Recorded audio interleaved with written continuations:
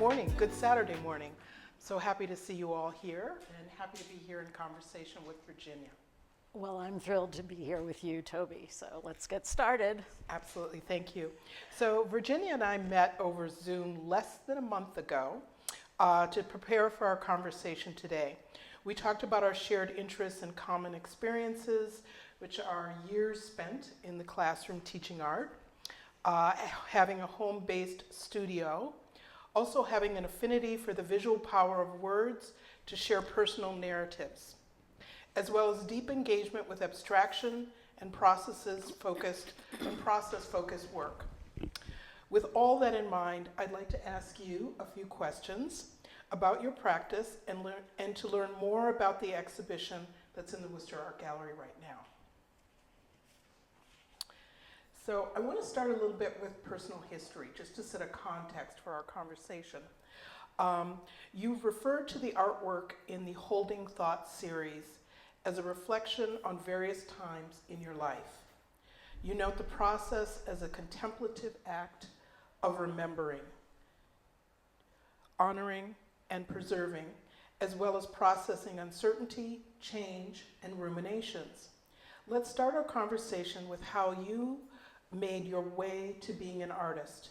Can you share a particular memory or thought about when you first knew you were an artist and what called you to the profession?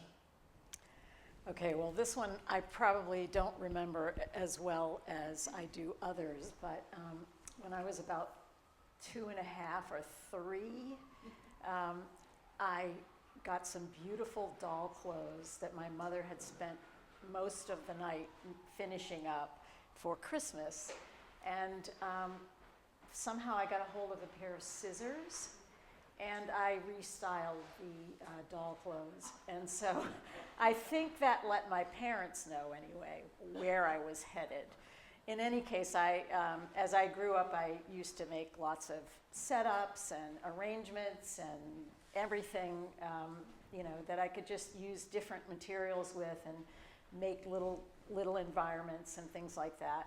But later, I think when I really knew, actually happened probably when I spent some time at Penland School of Craft in North Carolina, and I really got involved in creating a series with a really deep personal meaning, and I think then I realized that, okay, this is what I'm going to do. And then not until after grad school, when I was working, making clay vessels that were very, very reflective and expressive about what I was going through at the time, very personal, very important to me, and I think then I even more deeply knew. So it's been a process. Yeah, thank you for touching on the idea of materials. So as artists, we know that materials have agency, and their associative powers greatly influence the maker's process and the viewer's interpretation of the work. The materials you use, and I'm going to list here some things that are on the labels of an artwork: acrylic, ink, stitching, words on paper, cut old paintings, woven into reclaimed produce net packaging, steel, and thread. That's just one work. They are, in combination, unexpected, transformative, and even magical in the ways that they interact. So what are some of the associations you have or try to evoke for the viewer in choosing these materials? Well, let me just first say that I've been reusing things, reusing work for years, and so one of the things that you listed was cut old paintings, and I've used shards of pots and old pieces of fabric from earlier work. I know, so that's one thing. What do those materials mean? The use of the netting, first of all, the only thing it meant to me was just reusing something that I thought was beautiful. But when I discovered weaving paper, strips of paper into the netting, that's when it really happened. And so I found this form, and you'll see it on the pedestal that's downstairs. I found this form through that process, and then discovered that it's got all these qualities of lightness, and it lets the light through. It's very ethereal. It becomes this thing that you discover through the process of making. And so the ideas form themselves as the making takes place, but also it's the material kind of teaching me what I can say in a lot of ways. So I feel like the qualities are this sort of sense of being fleeting, not being permanent in a way, but they are also, these pieces are pretty sturdy. They'll take some abuse. I mean, they were piled up in the back of my car to get here, and with not that much packing material. So they endure, but they are very fleeting in a lot of ways. And so the title, Holding Thoughts, is about that quality of thinking about something, remembering something, being attached, but not necessarily being able to hold on to something. So, did I answer your question? Absolutely, you did. Okay. So you touched on the materiality and how it informs your practice. I'm also concerned because, or interested in the idea of the environmental aspects of your work, right? So how do you think about the environmental implications of making artwork by upcycling plastic materials and netting in this case, and your cast-off paintings, as well as rewriting your old sketchbooks for sculptural material? I am glad that it's helping or adding to the sustainability of my practice, but I'm not necessarily putting that at the top, but I certainly am making a concerted effort to reuse things. And I like the challenge of saying, okay, what can I do with this? This is, those nets.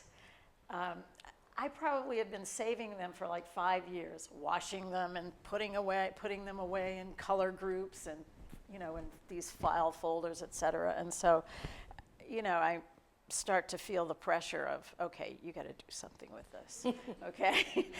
Same thing happened when I was using shards of my big pots that I saved. I saved them for years, and I finally said, you really have to do something with these. So sometimes it's this thing where I guess my mind is just ripe for trying to do that, but also I feel like sustainability is something I ought to be practicing it as much as I can.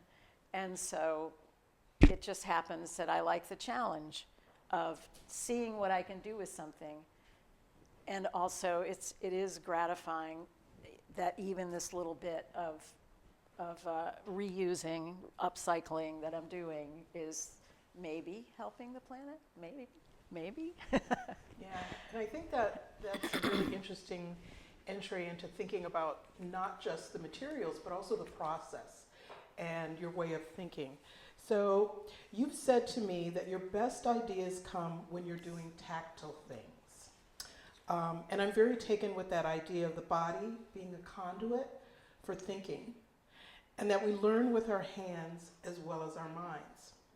Can you talk a bit more about your way of developing ideas through the haptic sense of touch or the process of working itself? I tend to use processes that are labor intensive. And I mean, weaving, I was never a weaver until I started doing this work. I started out as a ceramic artist, so I mean, we kind of had this thing about the fiber people and the weavers and all that. And so, sorry, don't be offended, but anyway. Ceramics is kind of macho, but anyway, I'll go past that.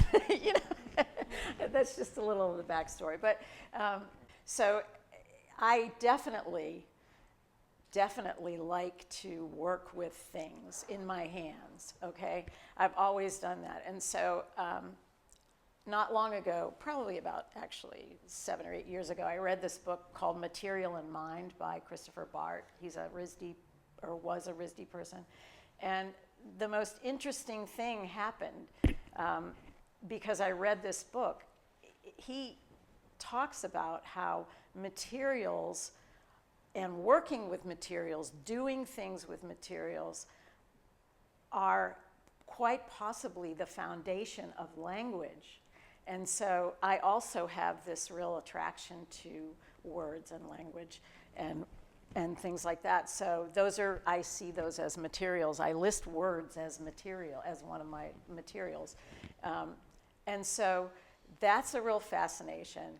And then using processes that are, either rewriting something or stitching something or cutting something, just making a series of things, little things to add to make up a big thing, which I've also done.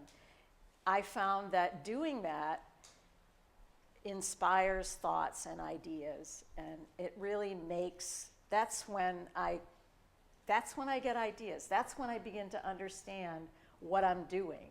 It's not necessarily I'm setting out to make this, and if it doesn't come out like that, I'm not going to like it. No, I have to follow the process. I have to just let it bloom, and discover, in a way, what I am saying. I mean, I have an idea of what I'm trying to say, but I don't know what I'm saying until I've already said it,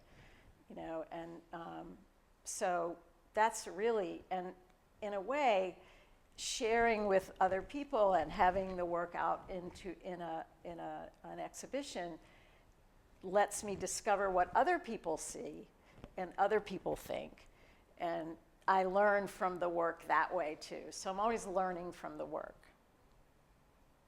That's really beautiful. I love how iterative that process is, the sort of back and forth, that you're not just conceiving of an idea and then implementing it. Yeah. You're actually in the negotiation with the materials.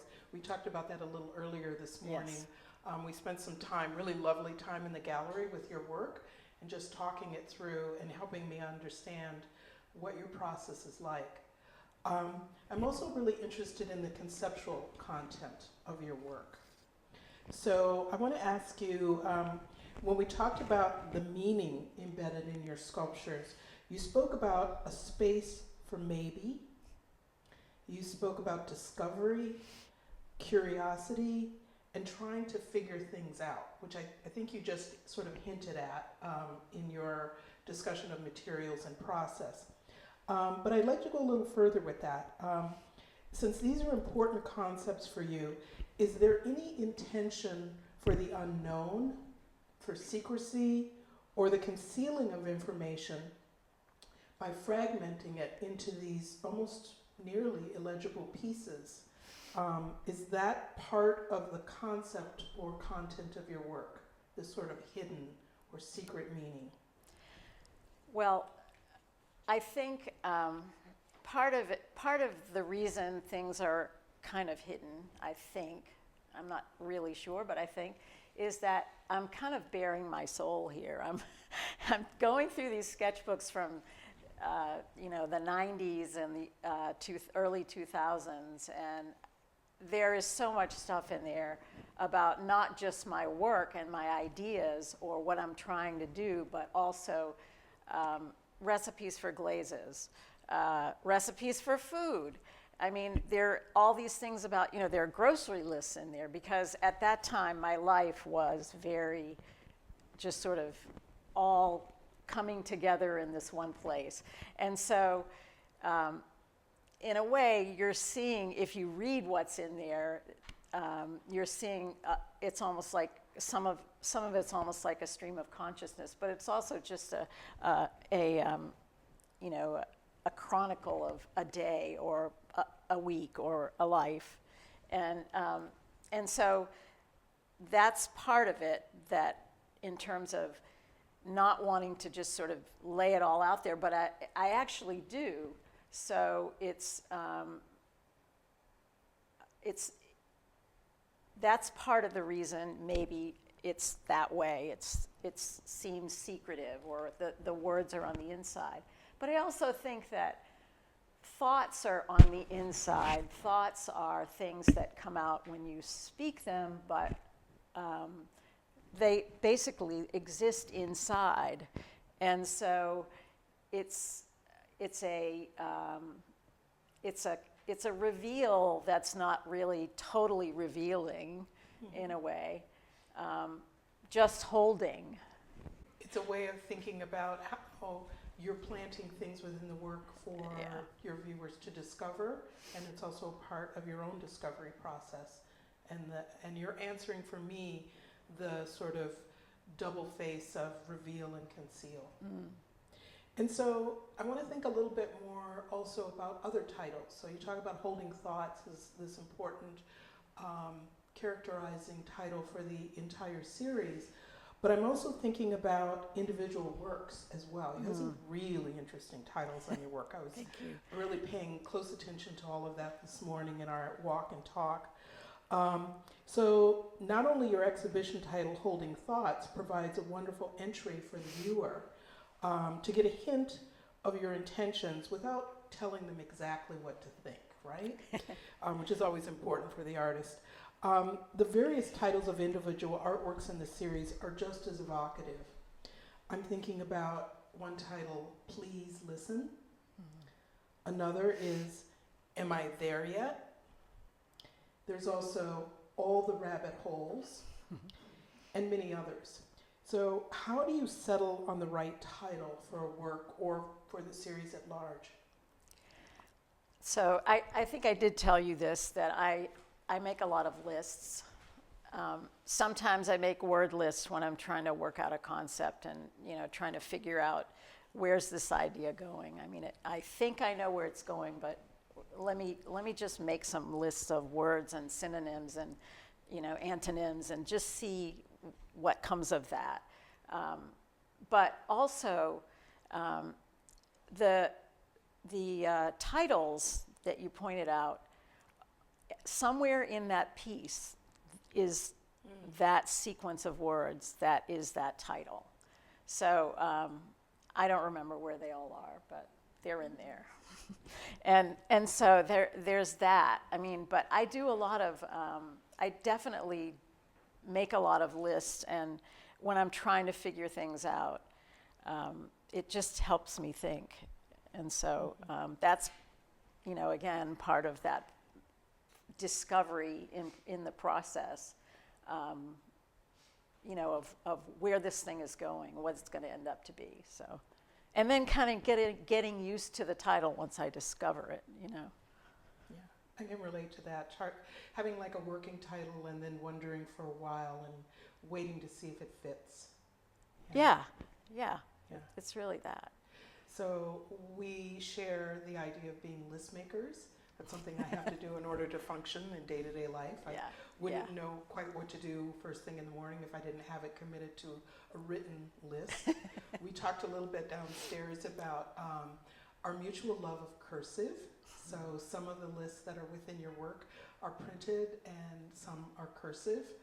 I also want to think about abstraction a little bit, right? So we've talked about the ideas and the process and the materials and where these things come from within you, but I'm also really interested in our shared love of abstraction, right? Your work could reasonably be categorized as non-objective abstraction, as it doesn't directly represent immediately identifiable objects, right? But instead, it relies on ideas or oblique associations which the viewer can interpret. Is abstraction a visual language that you always worked in? And was there a particular path that led you there?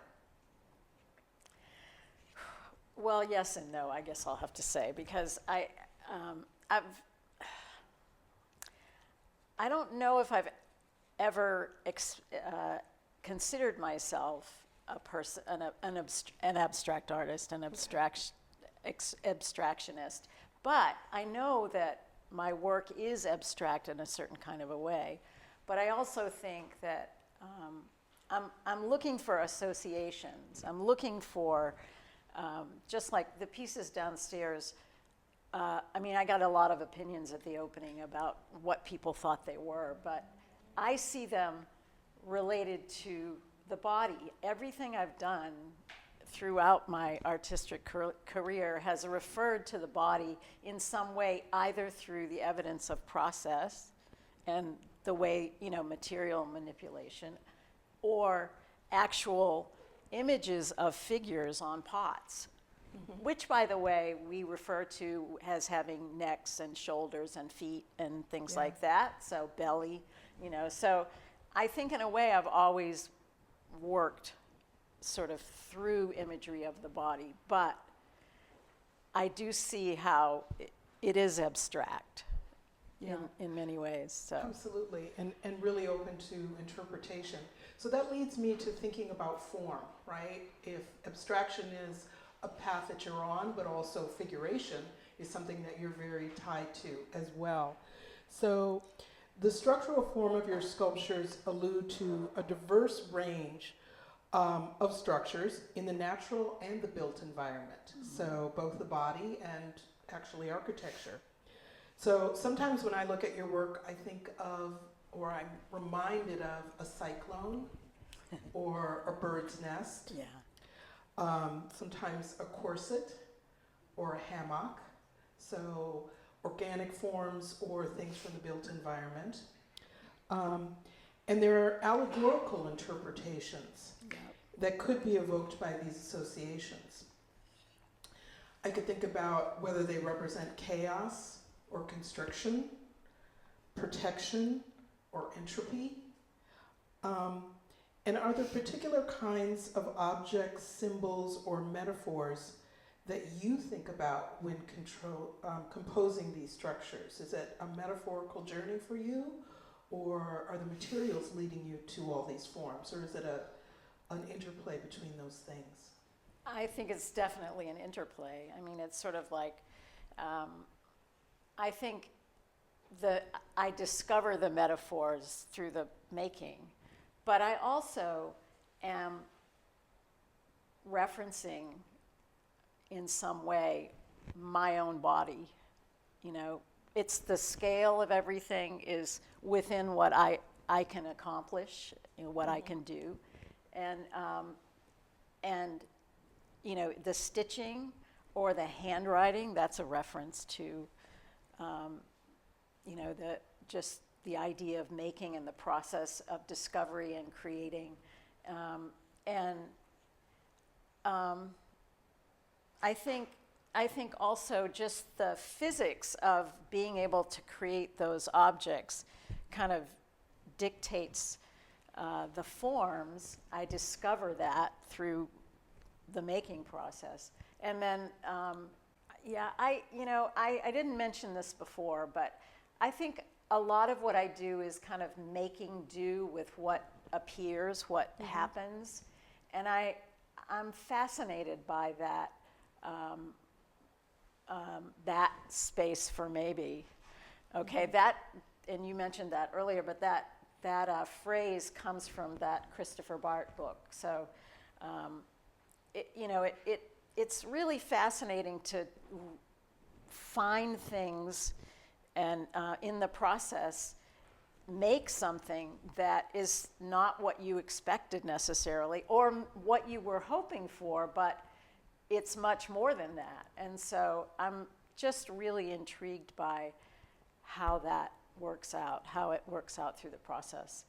And so form, I think, in the for the most part, is it's a discovery. It's like, what can I do with this? And then trying this, and then kind of saying, well, that works, that doesn't work. Let me try this, and going with that flow, being willing to do that. So Yeah, and when I think about form as being such a strong element in your work, I also think about color. So the sculptures of Holding Thoughts are richly colorful. They're usually vivid primary colors. I've noticed there's a sort of pattern there, or analogous color schemes, or even tints and tones of a single hue, but they're very vivid and they're very pronounced. And are you planning your compositions with a predetermined palette, or are you working more intuitively, or are you allowing the available materials to establish the palette? How are you thinking about color in all of these compositions? Okay, so I think I keep like saying both and. I keep saying that, but I'm like, I never could say no. My mother used to say, you need to say no more often. You can't do all this stuff. Well, I want to bring it all into what I'm doing. But to be honest, I do look at what the strips are, that I've cut, and I'll kind of say, well, these kind of work together. And it also depends on what I have for netting, because netting only comes in certain colors, and mostly primary colors. And you might have noticed I have done some painting on the netting to see if that will work, and it kind of does, but the paint doesn't stick very well. And on some plastic it does, but not all. But so I try to just hold together, what I already have, which is what I'm working with what I already have, and see what seems to work intuitively with the netting that I have. And if it works for me, and also what am I gonna write on the inside? In some cases, what I wrote was very dark, and so the piece is kind of dark. In fact, there's one called Sometimes It Gets Dark, and it's all the dark thoughts are in there. So that's kind of how it works, but it is, I would say, rather intuitive.